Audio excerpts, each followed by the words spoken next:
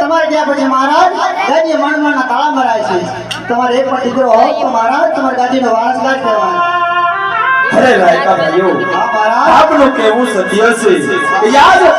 દીકરીઓ છે પાકી થાપણ કહેવાય છે આજે આયા તો કાલે સાસરીએ હે પ્રધાનજી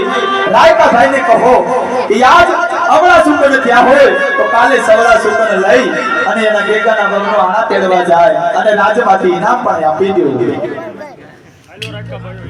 ક્યાં છે ભાઈ ઇનામ ક્યાં છે આ જો લાવો લાવો કોના બોલ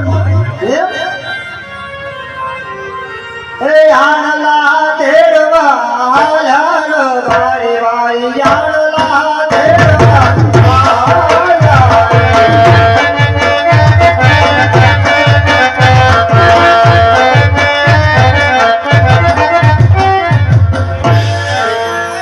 હરે કેમ પ્રધાનજી